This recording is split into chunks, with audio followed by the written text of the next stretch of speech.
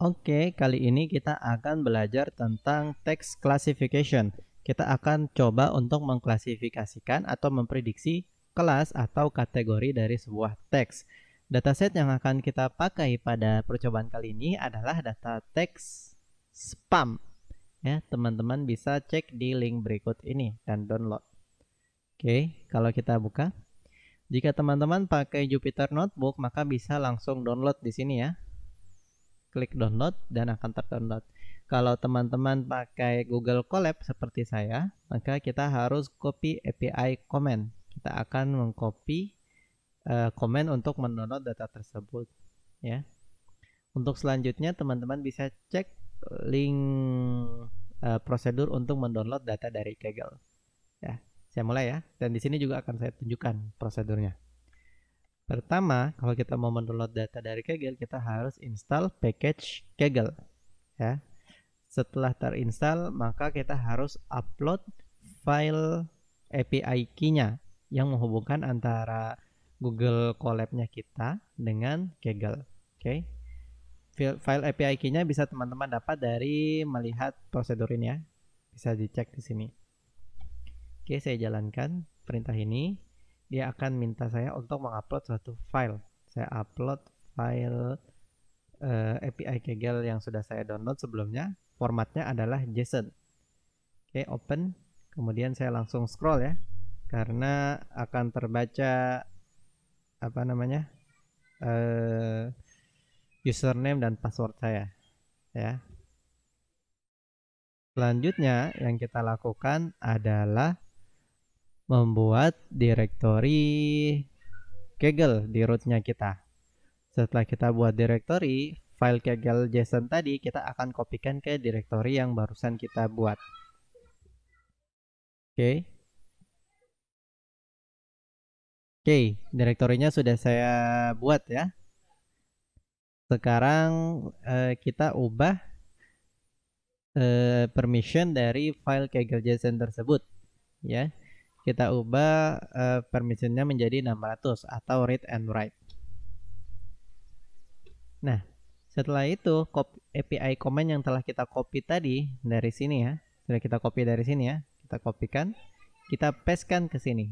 Ini adalah perintah sebenarnya untuk mendownload data tersebut.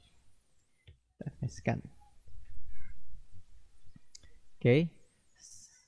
Nah, setelah itu maka suatu file yang baru akan terdownload. File tersebut formatnya zip dan namanya berbeda-beda. Contoh pada kasus kali ini namanya spam text message classification.zip.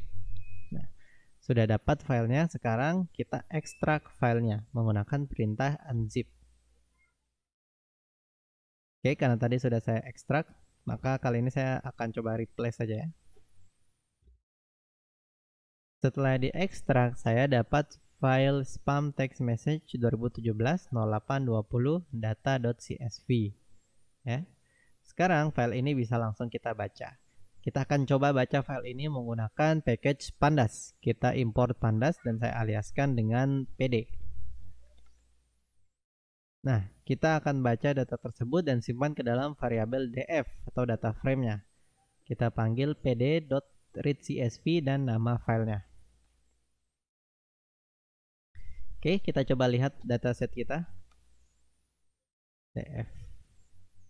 Oke, ada 5572 baris dan ada 2 kolom, yaitu kolom kategori dan kolom message. Kolom kategori terdiri atas ham dan spam. Spam ini adalah teks yang bisa saja berupa pesan-pesan yang mengganggu ya, yang tidak seharusnya masuk ke emailnya kita ya. Kemudian ham ini adalah pesan-pesan yang sebenarnya, mungkin pesan dari temannya kita dan lain sebagainya. Oke. Contoh kalimat ham adalah ini. Will you be going to Esplanade from home? Kayak gitu. Contoh spam di sini adalah free entry into weekly come to win bla bla bla. Ya.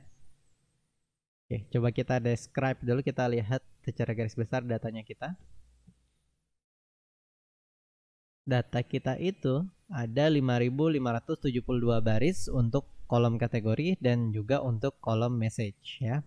Untuk kolom kategori ada dua unik nilai, yaitu ham dan spam. Sementara untuk kolom message ada 5157 baris yang unik. Berarti ada beberapa message yang sama ya, sama persis, identik. Oke. Kemudian jumlahnya terbanyak adalah kelas atau kategori hem atau teks yang normal ya. Setelah itu untuk message ada message sorry I'll call later. Ternyata ini muncul banyak kali. Seberapa banyak? Sebanyak 30 kali. Sementara kategori hem muncul sebanyak 4825 kali. Ya.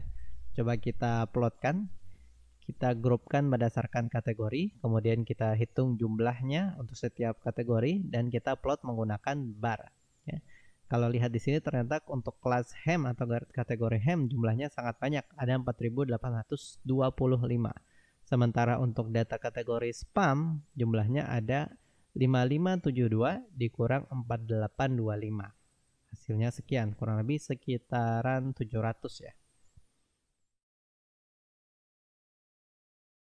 Nah, kita sudah baca datanya ya. Sekarang waktunya kita untuk melakukan klasifikasi teks.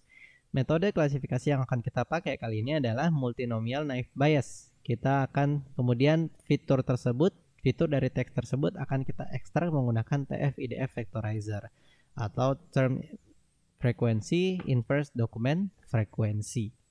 Nah, kenapa kita butuh ini? Karena teks kita ini adalah string ya. Sementara komputer tidak bisa mengerti string. Komputer kan dia mengerti angka dan angka.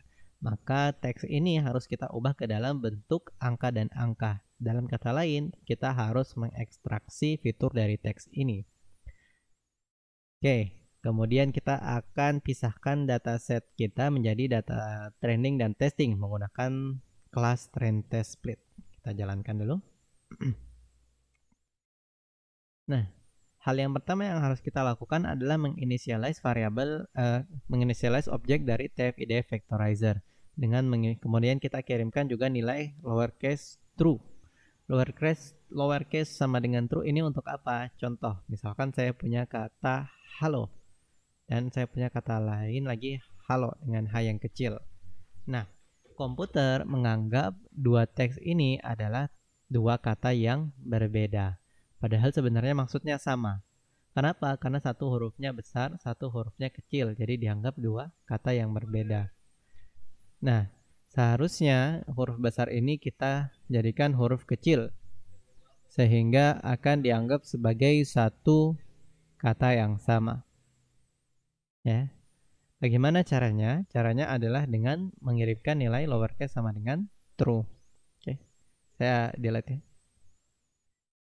Kemudian kita panggil function fit transform dan mengirimkan nilai df message atau nilai message-nya kita.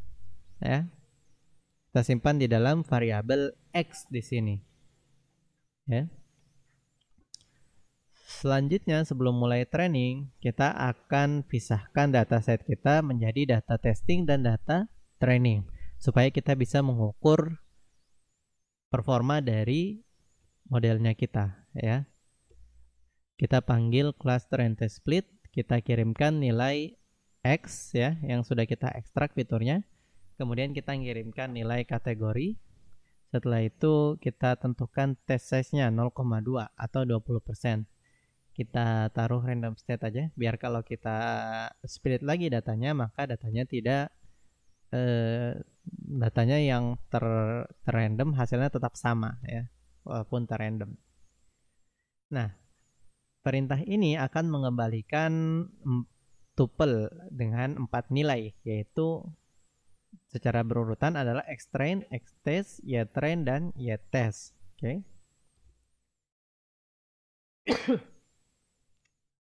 Sudah, data kita sudah siap untuk kita lakukan klasifikasi. Selanjutnya, kita initialize objek multinomial naive bayes supaya kita bisa pakai untuk klasifikasi. Untuk melakukan proses klasifikasi yang sebenarnya kita panggil fungsi fit dengan mengirimkan nilai xtrain dan ytrain. Oke, sekarang kita sudah dapat modelnya kita. Dan kita sudah melakukan training menggunakan multinomial naive Bayes. Kita akan cek performa dari multinomial naive Bayes ini. Kita panggil fungsi score dengan mengirimkan nilai x-test dan y-test ya. Oh, ternyata akurasinya adalah 96% ya, atau 0,96. Nah, sekarang teman-teman pasti bertanya kira-kira proses yang dilakukan di ekstraksi fitur ini kira-kira apa nih? Nah, di sini kita bisa lihat. Coba data yang telah kita fit transformkan ini kita cek menggunakan, kita ubah ke dalam array dulu. Nah, data tersebut kalau kita ubah ke dalam array maka bentuknya adalah seperti ini. 0, sekian, 0, sekian, 0, sekian, ada berbaris-baris dan berkolom-kolom ya. Kalau kita coba lihat x dot get shape,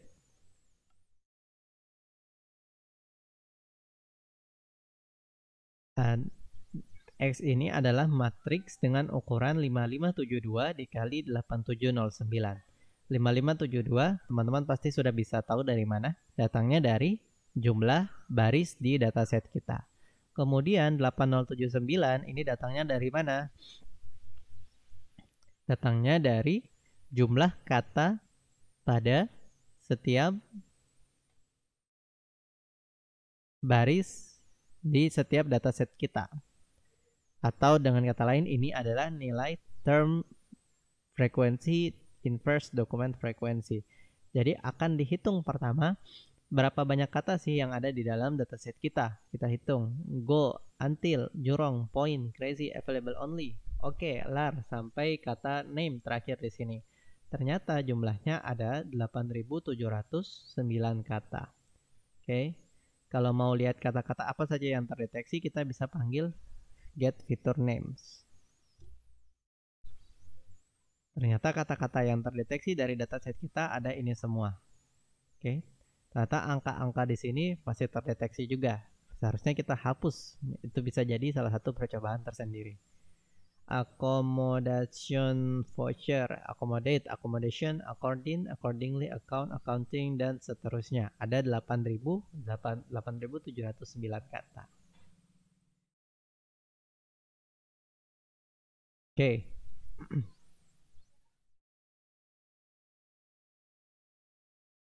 Nah, kalau teman-teman mau menampilkannya kurang lebih seperti ini ya.